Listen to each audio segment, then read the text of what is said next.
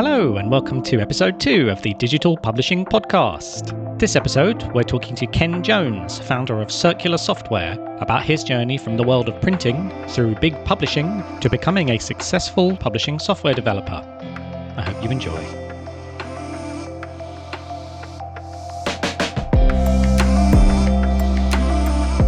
Ken Jones, thank you so much for joining me on the show. How are you doing? All right, thank you. Thanks for asking me. It's fantastic to have you here. Thanks so much for joining us.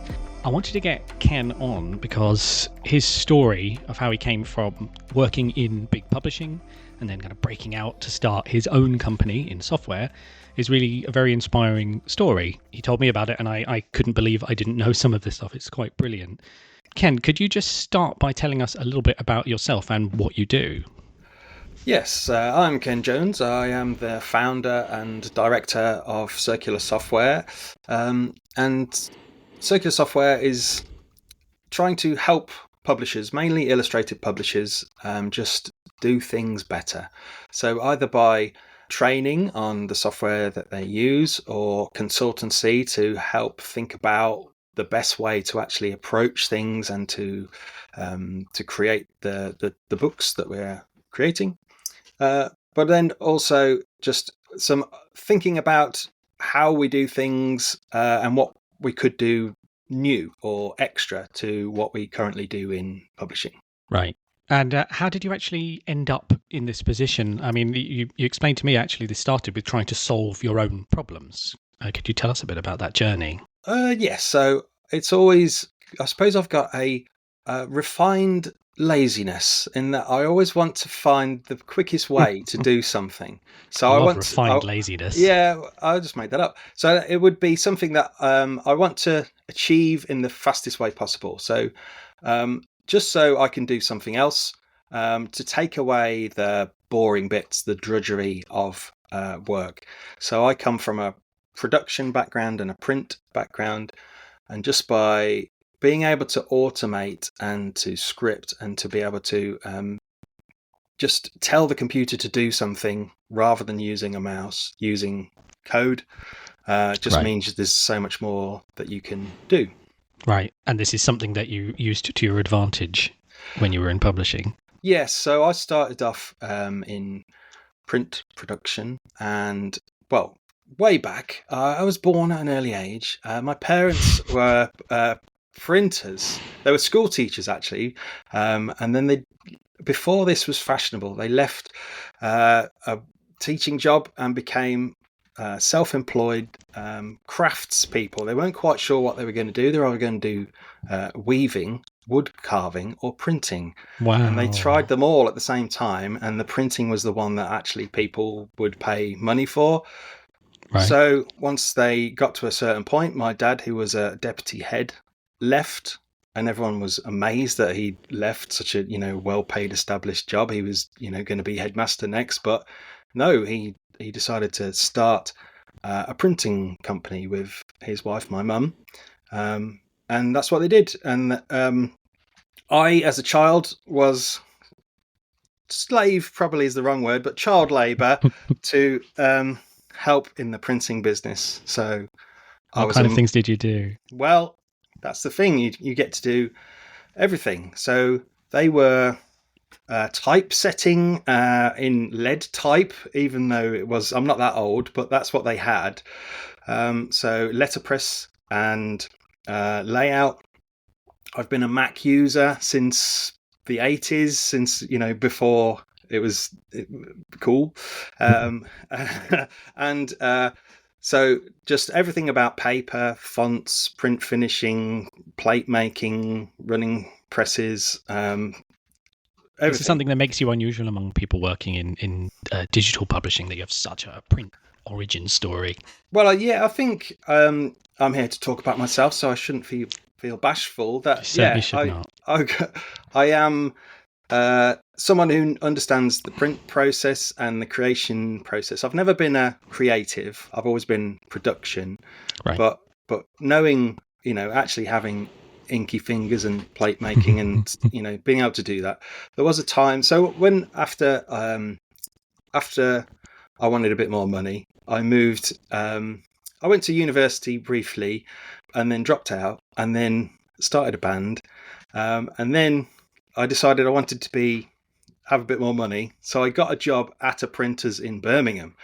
So this was a step up, and then from there, I actually at one point I did a job which was take the order, do the artwork, proof it, make the plate, run the press, finish the job, deliver the job in the van. So I actually did the whole job. It was only a simple like stationery job, but end to end. Yeah, I was doing it.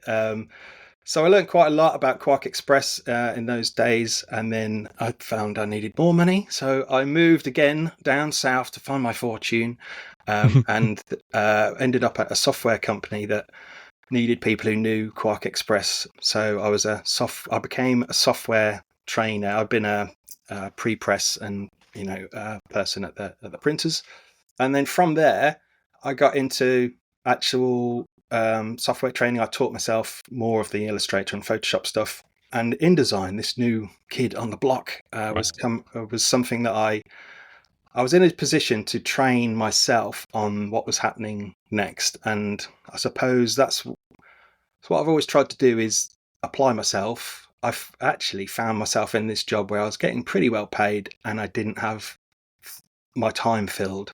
So that is quite thrilling initially. Yeah. Then it's quite boring. But then I'm glad that I actually thought, right, I'm actually going to fill my time by learning loads of stuff. And that's how I got into Penguin, which was as InDesign was coming up, I already knew InDesign and could be their new InDesign trainer. So that's how I got into Penguin. Right. Is this too long? No, not at all. This is what we're here for. How did you feel about InDesign coming from Quark? I thought it was a breath of fresh air. It was great. Yeah. It had layers. It had transparency. It had undos, Simon. Wow. You could undo something you've just done. Yeah. So it was like the future. So there's so much more you can do in InDesign. I'm still a big InDesign fan. I'm an InDesign user, and I've just been using it for 20 years. It's a great piece of software. I have my problems with it, but and that's where I've found that sometimes either people don't know how to use InDesign in the best way, or InDesign lets them down and they can't do what it is that they want with just InDesign alone. So that's where I got into. After 5 years of training people on InDesign, I got into the more automation scripting side of things, and that's where my interests really lie now. So it's sort of how to imagine how people could use InDesign better, to learn how to do it, and then to actually automate it and turn it into a product. Right. So it sounds like really working with people and training people and using it gave you an insight into what was missing or what was laborious and what you could make easier. So what did you do next? Well, from this print background, after the training, I became the technical production manager. So talking about color management and print policies and that sort of thing. And it was during that time where Apple came around and showed the iPad and Apple Books, and what was new with this new format of fixed layout. So I was amazed that you couldn't have a PDF sold and opened onto an iPad. The bookstores don't support PDFs, but seeing what a fixed layout EPUB was made me think, well, this is something I now know how to get from a printed page to an ebook version which looks like a print replica. And coming from illustrated publishing, I've always been interested in design and layout and photography and illustration and all those things. And I think the fixed layout ebook format was the answer to how to get those type of books that really need to look like that on. Right, because it's one for one. Yeah. I'm sure we'll talk about ebooks. Let's talk about them now. So EPUB is a format which is really born from an accessible standpoint. It's baked in to EPUB, and there's lots of people in the EPUB world who really promote and want to support reflowable EPUBs, and I'm one of those people. Reflowable EPUBs are the most accessible format. They are the only real solution for small screens, for reading books on phones.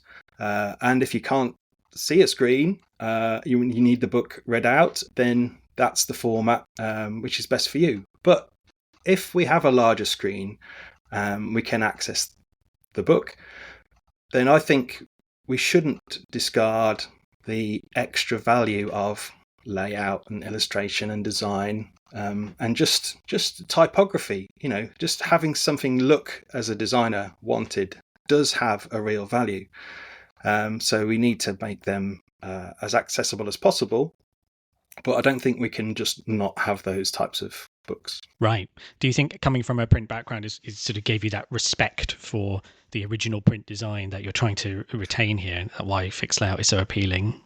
I don't know. I suppose so. I've always had like I say, I'm not a designer, but I've had an opinion. I don't know much about art, but I know what I like, and therefore having a book that is well made, and it's everything. It's the font choice. It's the white space that isn't filled with content. It's that sort of thing. I really respect it, and I like it, and it's something that I think we should continue to support in the digital world. Do you think it's something that's sometimes missed in these conversations when we're talking about EPUB and reflow and accessibility and stuff? Do you think sometimes there's not enough respect for or at least not enough credence paid to the printed origin and why certain decisions were made in layout? Yeah, I think so. I've been in meetings where people just say, I wish fixed layout would go away. And I'm afraid it's not going to go away, because there is a need for this type of layout. So if it's a book which is highly annotated, then it needs to have, it's not just about children's books looking pretty, although that is an important part of it too. There is a real need for some types of books which I think should be delivered as illustrated publishing. Right. Now we can talk more about that later, maybe about how fixed layout can still provide some accessibility and some of the benefits of ebooks. But I think let's get back to your story a bit here. We were talking about tools and scripting and all these kinds of things. So these played into your professional life when you were still working in big publishing? Yes. So I learned from a great guy, Rob Campbell at Penguin. Oh, sorry, my cat's meowing in the background. I think he knows Rob Campbell.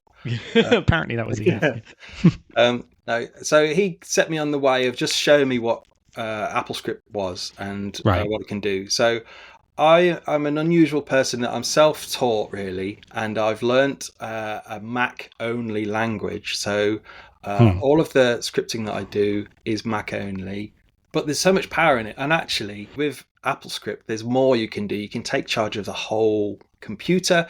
You can, with permission, of course, you can reach out to APIs and the web. You can basically do everything. When you're restricted to more JavaScript, it's just what can you tell this one application. So what I've found is by being able to put dozens, if not hundreds of scripts together in larger packages using Xcode, we can make them into fully fledged Mac apps. And that's something I'm all over. So just basically bossing the computer, the Mac, as well as InDesign and other tools to do exactly what it is that we want, and just opens up lots of opportunities. Right. And you were playing with this to make your own life easier. Yeah, so from the production point of view and the training point of view, actually, just finding that people weren't doing something or helping them do the thing that they found difficult. Let's just write a script to do that. Right. And then when I saw the opportunity of making illustrated books into this digital format, I thought that's something that I could automate. So that's where the idea of Circular Flow, which was the first product from Circular Software, came about. And there was a brief period where I was still a Penguin employee, but also had this idea, and I applied myself a bit like I did when I had that spare time back in the startup when I came down south. So I found when I saw what you could do from an illustrated book and get that into a digital format, I thought that's something that I could automate and script. So that's where I started the idea of circular software and our first product, Circular Flow. It's called Flow because the FLO stands for fixed layout. Although someone pointed out later, layout is only one word. So my English skills are never that good. But so it's been a product that's been around for over 10 years now, and it's a way to get from the InDesign page to a digital publication. It was very simple to start with. It was just that print replica that we wanted. And that's a way to get it to Amazon as well, which is something which is still missing from InDesign. But there's lots more you can do, and the EPUB format is so wide, and the possibilities that for interaction as well as accessibility, I think, are very interesting. So adding more, such as interactions and audio and video and animation, but also read aloud and text highlighting. That's all part of the EPUB format. It's just that there isn't a tool to do that in InDesign. Right. So I thought that's the sort of thing I want to do, add to the output that you get by extending it and improving it and that sort of thing. Right, and I don't think most people would even think to do that, think that you could build something that would run on top of InDesign to bring in the features that you felt were missing. Did you come across that yourself? Was that something you were surprised to learn you could do? So as soon as I learnt about the EPUB format, I realised actually it's pretty, not simple, but it's basic in terms of, you can understand it. It's not like a PDF coding. You don't want to get inside a PDF and try and understand that, or right. I certainly don't. But the text on the page, you can find it in the code. It's just an HTML page. If you need to position it, then you can find out how to do that. So it's just, where is the image, where is the text, what size is it, what font is it, what color is it, all of that thing. And then you can understand how that page has been put together. So there was a few years where Circular Flow was doing this and InDesign wasn't.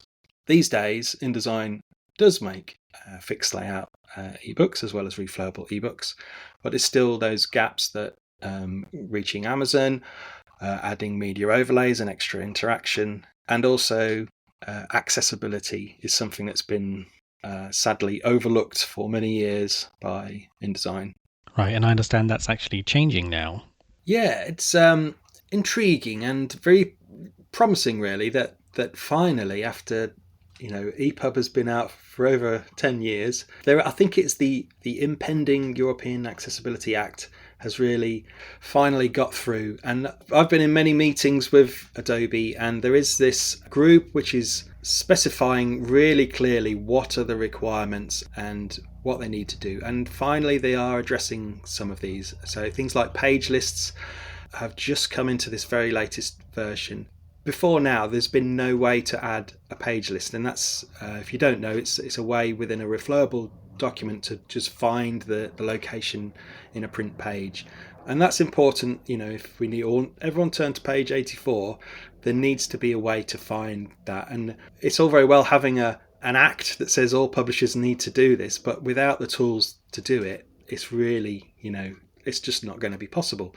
So in this, in the latest version, 19.4, has just come out, there's been a handful of things. So they've fixed some bugs and they've added some useful accessibility things. So for Circular Software, I've been working for years really and researching what should be possible. And for Reflowable, I'm now thinking that this is good. This is very promising, and Circular Software is going to concentrate on fixed layout accessibility where there's a lot left to do, such as reading order, such as heading hierarchy, things that they're just not doing at the moment. So fixed layout is where Circular Flow is concentrating these days. So I think we'll leave it up to Adobe to impress us, and at least there is some signs that they're doing something now, which has been a long wait, but we must be thankful for that. Yeah. So how did this moment happen where you decided writing scripts to help yourself and your colleagues How did you decide to go from that to actually stepping out and starting your own business, packaging those scripts into software, into Circular Flow? I was at Penguin, and our second child was born, and I took a sabbatical because my wife was going back to work, and I knew I had this option of making Circular Flow. So I did that whilst on sabbatical. So I was looking after little children and also coding. And then I thought I offered to go back part time, but when they declined that offer, I thought, okay, then I'm going to launch Circular Software and this product. So Right. Brilliant. And so how did that feel? How does it stepping out and becoming your own boss and starting your own business? How did that feel, having been in big publishing for a while? Well, it was scary. To be honest, there was a little overlap. So I had a time where Circular Flow was starting to pay some bills, and so it wasn't a complete startup from nothing, but there's still that, the leap of going from a steady, well-paid and interesting job into something that was, a lot less secure. Right. It was something I got to thank my wife for, doing with me, because we took that. She was very supportive and said, you got to go for it. So that's what we did. So I think whilst at Penguin, the last couple of years, I started to get really frustrated with not being able to do things. So I've always had these sort of ideas, and I was like, well, we should have an idea to make a different type of output for translators. So have a different file that doesn't have all these large images, has just what the translator needs. And straight away I was like, no, we can't have a second file. That would be too confusing. We wouldn't be able to archive it. Okay. Another idea, let's have more optimized images. Some of these layout files have got gigabytes worth of images on one spread. And it's like, we really, at production point, we don't need that. So let's have a way to slim those down. No, we can't have that either, because that would be far too confusing to have two versions of the same image. So, okay, those are my ideas then.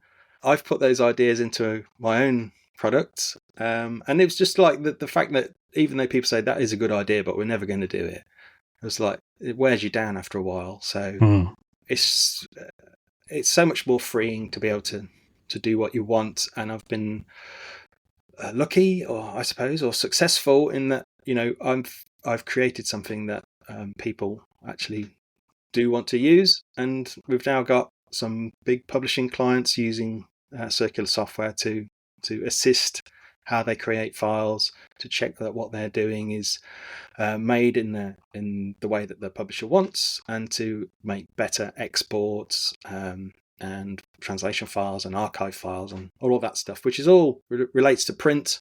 It can also relate to digital, but a lot of the users of Circular Software are print, and that surprises people sometimes. Yeah. So, I mean, being able to indulge this, that you'd been sort of wanting all this time, to actually really focus on it, would you say that's kind of the best thing about that moment? What was really the best thing about switching out and being your own boss all of a sudden? Yes, I'd say the freedom to do what it is that you want. I suppose it's a bit of a gamble. I used to like a gamble on horses and football and fruit machines. Maybe that's a problem. But since starting up my own business, I have never gambled, and I suppose I am just gambling with my future. So it's a different way. Probably enough. Yeah, that's right. But it seems to be paying off, this one, so that's good. Yeah. So you've got a suite of products now. Just briefly, you want to tell what are you now making? Because it's gone beyond just Circular Flow. Yeah, so Circular Flow was always called Circular Flow from Circular Software, even though there was only one product for about the first 8 years. Right. Because I knew that Circular Software was what I wanted, to have a software company to be able to do other things. So Greenlight is our software that helps anyone in InDesign create files to how the publisher wants them. So we we can help the publisher decide what it is that they want. And with the background from print production, that comes in making a file creation policy that then the software can then check and advise and training as well. So it will train people to take them to an issue, explain what the issue is, hopefully in plain language, and then check that has been done. And with that, you get just a better consistency of files, which means then you can do clever things with the exporting and automation. This sounds like something you wish you'd had when you were working on stuff. Yeah, exactly. So it's I always, I suppose, do it manually first and understand how to do it, and then see how much of that can be automated. So the same with EPUB creation. I need to understand how to do it. My opinion is that I don't think InDesign users should be coders. I think they should stay in the creation tool, and therefore that tool should get all the way to the output without having to fix things and replace things or add things. So that's what I've always been doing. Then most recently, Master Plan has been an idea to actually get, again, usually illustrated, although it does read flowable and audio too, but get publications shared using the web. And if you tell a publisher you're going to share their books on the internet, they gulp. They get twitchy. So it's, of course, very secure. So it needs to be something that you can open up the book or a whole library of books as much or as little as you want to whoever you want on the sites that you want. So it's a different idea of taking well-made publications and then sharing them to social media or to websites, or even to a dedicated site with hundreds of master plans on there. Ken, for our nerdier listeners, what's running under the hood there? What's actually reading the book? Oh, yeah. So we have a couple of ways of displaying the book. We make really nice Retina quality JPEGs. So whilst you're still working on a book, you can upload with a click the spread that you're on and share that with your internal team, or maybe your salespeople if they're allowed to, or there's a lot of options for just sharing a snapshot, I suppose, of where you're up to with the book. But when we get into the publication side, then we partner with Calibrio Reader, which is a great reader for EPUBs, but also for PDFs and for audiobooks. So their reader can be presented in the browser. It can be an SDK that you can also make great applications for mobile or for the desktop. But it's a super capable reader, right, Calibrio? It is. It's really, it's better than Apple Books, and everyone thinks Apple Books is the best one. It really is a lot more, both in terms of accessibility, but also in just how it's made.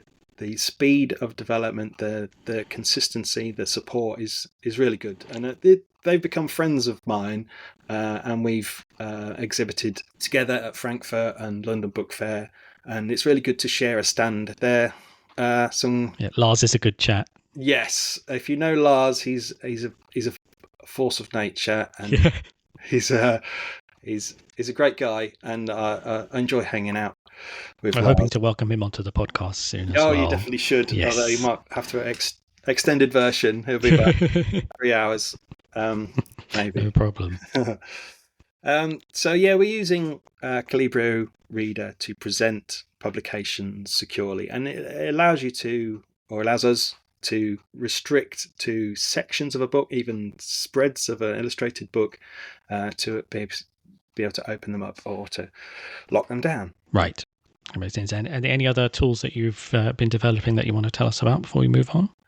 Finally, there's BookSite, which is a culmination of all the master plans. So it's really an implementation of master plan. So one of our publishing customers, Bonnier, was asking about how to automate the creation of sales material for book fairs. And of course, you can create marketing PDFs through Greenlight, but really, that's not what we should be doing. We should be using the power of the web to get the latest versions into a master plan. So I did a like a proof of concept where I said, this is what we should be doing. This is a page where I've got a master plan here, but I've also brought in the cover artwork. I've also brought in the data from the Biblio system, and I'm presenting it in this nicely made but updatable web page. And they said, yes, that's what we want. Right. I said, great, that's what we need to do then. So we'll find some web developers to make your site. And they were like, well, yeah, but the book fair's only like a month away. Can we not just have that? Like, well, Aha. what? What? Yes. So the proof of concept became the product. Right. So it was version 1, and it looked a little bit like that. 2 years later, we've now got a really nicely presentable site, which is fed with hundreds of their master plans and all of their latest data and covers, etc. And it's expanded to have lots of extra features such as what's new and collections and automatic presentations of all of their content. So it's really sort of a solution for marketing, and they use it for sales, right sales between publishers, not just at book fairs, but at ongoing. So it is always up to date, and therefore it's a lot better than just a static PDF that someone's had to create and is already out of date by the time somebody, Right. you don't know where it's gone, who's got it, and So it's that idea has I think is the big one. That's got potential for a lot greater use. So Right. that's what Booksite is. So it's once again things that when you were in the industry or to people in publishing you're talking to now, things that just should be there that you feel make real life things easier. Yeah, I suppose when someone says, "Can I have an automated marketing PDF?" I could have said, "Yeah, here's an automated marketing PDF," but the better way to think around the problem. Take a step back and think, why are you trying to automate the creation of a PDF here? Really, the problem you're trying to solve is better served by this different idea, and Right. they really love it. So Yeah. So you called it refined laziness. You said this concept. I This is kind of suppose your way of finding neatly solving problems that you or other people might have had and reducing unnecessary labor so people can stick to doing what they're really good at. Yeah, that's it. So you could think of it as, it's taking my job because I love sitting watching PDFs output, but It's when I make really, my tea. yeah. Well, there is that. You could do something else. You could start being creative on the next book, or Right. do something else with your time. So I don't think we should resist progress. Yeah, that's interesting. So I think maybe that suggests we should talk about AI a little bit, because right now, when everyone's talking about tools and progress, this is the thing they keep mentioning. And I know you're getting the same questions that I am. Do you think that's, well, how do you feel about all that? And is that the biggest challenge in our field at the moment, or is there stuff that's more concerning to you? I think AI is here to stay, and I think it's very impressive what it can do. But how that actually relates to what it is that we're doing in the publishing industry needs to be, thought about. Because just the other day there was someone popped up on YouTube. You can publish a book. You don't even have to think of the title of the book. AI will do that. Then you The pick the Willy Wonka title, guy did and this, and didn't then he? and then it will write the book for you, and it will Yeah. make the cover. And you're like, hold on, what is this? That's not what we're yes. trying to do. But there's use for, I think, in translation, there's some real value in description of images. I know that's something we've talked about. Yeah. That is a great starting point. I don't think it's the end point, because the whole context of the image needs to be taken into account. But if it is it's better than nothing. It's better than starting with a blank page. So I think we should not resist it, but also I don't think the fact that you can ask your Siri or Google or Alexa something and they get it completely wrong makes me think that the future's not going to be totally automated by AI anytime soon. Right. Yeah. Now, I plug myself. I wrote an article for Inclusive Publishing last week. This was talking about exactly this, of using AI tools and sort of the limits to it. Do you see this as the future, then, kind of a mixed world of AI assistant tools, but then also tools like what you make, scripted by humans, trying to solve real human problems? Do you think it's sort of a hybrid thing that's coming? Yes, I think all of these things sort of merge into the best practice. So I think if you just need a filler background image, then let's generate one, and then, as long as we own it, then that's that job done. But if it's going to be something more important, like the content on the page, the actual lead images, etc., I think even if it does start off partially created, it's still going to be, you still need to design or edit or create it. We can't leave that to... So we're back to our theme here of tools that take the longer, drudgy bits out of this and let humans focus on the bits that we're really good at. Yes, I think so. The fact that anyone can make a record these days doesn't mean that they should. And No. there's so the possibility for everyone to write a book. Let's get beyond that and just use parts of AI and the tools that are helping us actually do the publishing that humans still want to do and read. Unless you're after comedy. I did see a video about some of the books that the Willy Wonka Scottish guy, he used AI to make a bunch of books on Amazon, and it was hilarious. So full marks for comedy, if nothing else. I'll have to check I think that they're out. all banned now. So what are you most excited about in the near future? What else? Well, I was really impressed with the audio that was on show at London Book Fair, in terms of the quality of, I'm not sure as it is AI, but computer generated audio has got such a leap in terms of its quality. I think it's better than I can talk. There is, the quality of nuance and understanding and just being able to read in a very listenable voice was really important. We'll have to ask Lars about that. Yeah. Also, affinity is really impressive. Yeah. So I've been to speak with these guys, and I've done a bit of consulting on ebooks because... Could you tell us who they are, just so if people aren't familiar? So Affinity are a UK company based in Nottingham, and they are a real alternative to Adobe. They have award-winning photo designer and publisher, which are sort of like Photoshop, Illustrator, and InDesign, and they have more features in some areas than Adobe do. They don't have all the features that some of these programs have, but they have the features that you need. And Affinity Publisher is obviously the most interesting to me, coming from publishing. That is their counterpart to InDesign.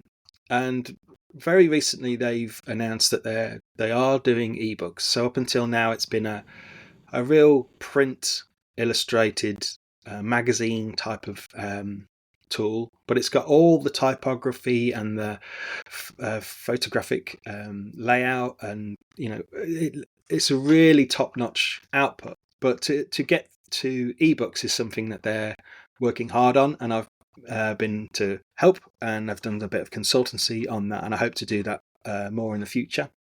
Very recently they announced that they are, I think they've been bought rather than merged. Canva is now the owner of Affinity, and that's a controversial move, wasn't it? It was. A lot of people were like, "Oh no, well, we're not going to use it now," but they very cleverly came out straight after the announcement to say. So one of the selling points of Affinity is it's not a subscription. Yes. So for Adobe, everyone is paying every month for lots of tools that they aren't using, and the price is very high. Yeah. Whereas Affinity is a one-off purchase, and you get to use it in perpetuity. I'm going to use Right. that word. That's I the think right you word. just pay if you want the major version updates. Don't Yeah, you? so It's only they're for on version majors. 2 now, so they've had one Right. update. But they're doing it really well. They're Yeah. giving it away to any education or not for profit. They are supporting different types of output with EPUB, etc. And there's lots of things that they're looking at. But I think to get from InDesign to Affinity is actually very easy. You can open up an InDesign file in Affinity Publisher. What they haven't yet got is a way to go the other way. So to output from Publisher back into InDesign. Maybe that's not something that they really want to do, but I think if they had that, then there's nothing really stopping publishers from changing to Affinity Publisher from InDesign and saving a lot of money. Right. It's just so great to have another company in the mix and to have it not just be the Adobe show, isn't it? Yeah. You have, I know, some experience talking to tech companies like that. Do you feel that publishing people understand the tech world and vice versa? Or is this still kind of a print industry awkwardly interfacing with ones and zeros? I think most of the Illustrator publishers that I work with are thinking about print, and that's what they are starting off doing. I think the best way to work for print production is to get a good grip on what it is that you're trying to create and to be able to check that it's been created in that way.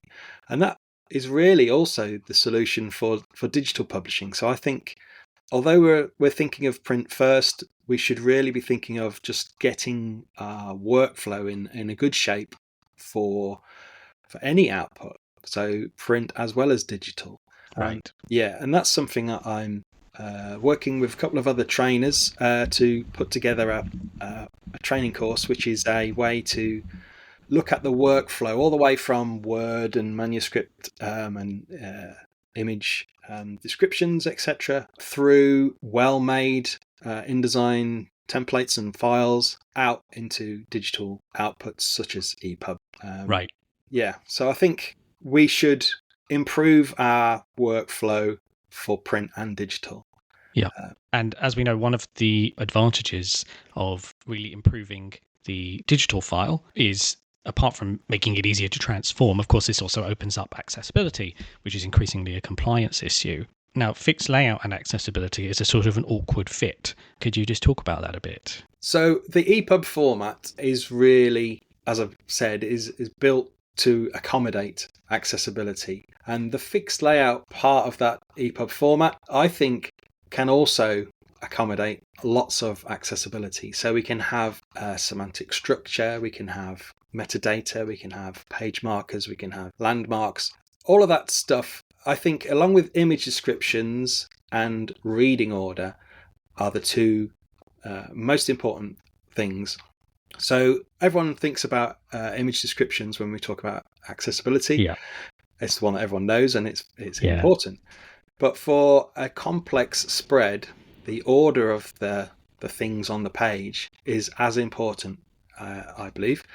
So reading order and image descriptions, if we have those two, along with the other stuff like metadata and heading hierarchy, then we've got a very accessible publication. The only thing that lets fixed layout down is actually what it's there for, is to fix the layout and to have the font size and spacing fixed to support the design. If someone is not looking at the page, having it read out or otherwise, a braille reader perhaps, then we're not looking at the page anyway. So as long as we've got the content in a good order and well described, then it is still accessible. If we're looking at the content on a small screen, then it really doesn't work very well. And I'm interested in whether or not we need to extract the content for it to work on a small screen, right, or whether we can just use the content in a fixed format. Right. Yeah. Yeah, for people who haven't tried to look at a fixed layout on a small screen, just think about what happens when you download a PDF, like an A4 PDF or whatever, onto your phone, and you get that you get black bars on the top and bottom or the sides, and then you have to sort of zoom and pan, and it can be quite uncomfortable to read that way on a phone screen, particularly, is what we're usually talking about. So really, you're talking about other innovative ways of using the underlying code to try and make this experience better.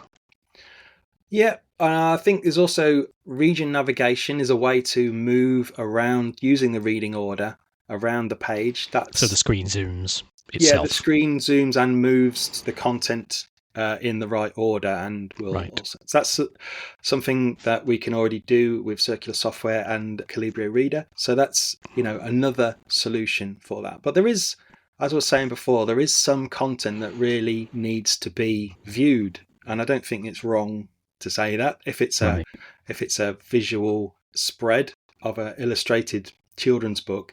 If we take that out of its format, we're left with 5 words, and it's not the same thing. People are happy that maps, you wouldn't have a map written in text only. You wouldn't have perhaps a musical score, although I think there is ways to extract that, but that would be published in a way that's it fundamentally changes what it is that the publication is in some cases.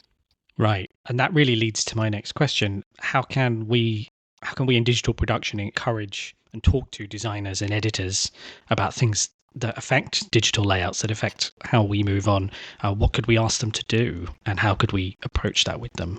Yeah, so this is getting back to the idea of just making our content in the best way.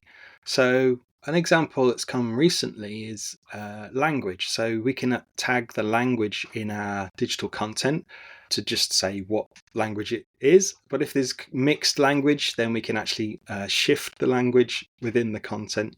So that's something that within the content, the InDesign spread, the text needs to have a language applied. And you'll be surprised that, because they can't see the language, or the language doesn't necessarily have an effect on the print, then it's just disregarded.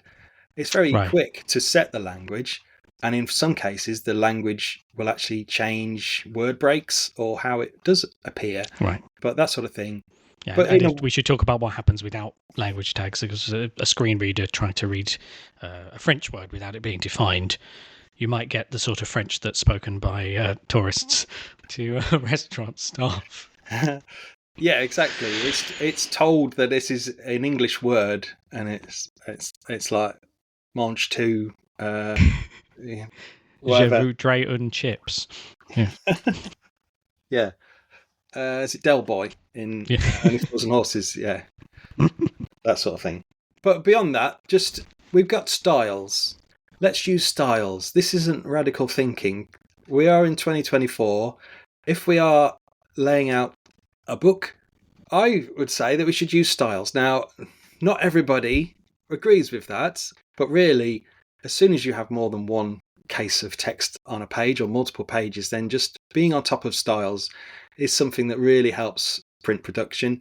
Also is necessary for digital production. We need to know what style we're in, and therefore we can apply the class in the ebook from that. Same with naming. It's not the most sexy subject, but you've got to call your file something. So let's call it something of use and something that's accurate.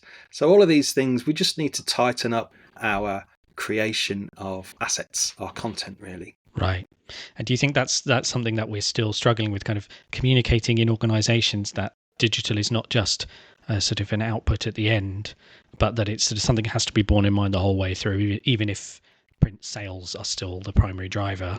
Yes, definitely. I think that it's time for us to give accessibility the respect it's due, and say it's going to have a bit of a workflow change. So everybody who's involved in the workflow can be making it simpler and easier and quicker to make this sort of content. It's just because we haven't really looked or interrogated too much how things have been made that, people aren't using styles. People are naming their part. And we work with some of the big publishers, the, big 5 type publishers, who laugh and say, well, our designers are never going to name their files in the way that we want. It's like, hold on, you're creating bestsellers that are literally multi-million-pound books here that you're not in charge of you're not in control of the content. Right. I think that's a danger for archiving and for just general print production. But for digital, it's something that we really need to be tighter on Right. top of. And when we think about the legacy of a publisher and what it considers the canonical version of a work, it always strikes me that EPUB is kind of ideal for that, because you've got the text and images of the work, but also the semantic data, the kind of things that describes the shape and structure of it, right? Do you think EPUB is geared up for the challenge of illustrated books as well as it is for everything else? Yeah, I definitely do. I think the EPUB format is the best format. It's so far-reaching. There's so much you can do in it. I did when we're talking about interactions, I did a presentation. It must be 5 years ago now, called OMG Pub, which you can find on the Circular Software Such a great name. site, which was basically starting off by saying EPUB has got a PR problem. People think they know what EPUB is, and they think they don't like it. This is aimed at maybe more illustrated people who are just still thinking PDF is the way forward. Right. PDF's never going to go away. It's important, but for interaction and for accessibility, EPUB is much more capable. The problem with EPUB is they've been hard to create, they've been hard to distribute, and you've got to put some blame at Adobe's door, because even without being able to create them in the way that we want from InDesign, their support for reading ebooks, I think, is really squashing the appetite for them. So Adobe Digital Editions is so sad. It's such a way, it's just a missed opportunity. Right. And I think maybe if we could have a wider, bit like Adobe Reader is the go-to for PDFs. It's free. Everyone knows what it is and how to open them. It's just taking away that barrier of consumption. So if we had an EPUB reader that was freely available in the browser, perhaps, or just so ubiquitous that we knew how to open them and distribute them, and that could handle the accessibility and the interactions in this great format, then I think it would, be a different story. Yeah, I mean, it amazes me that Chrome still can't open EPUBs even now without an extension. I know Microsoft Edge could for a hot minute and then drop that support. That was great.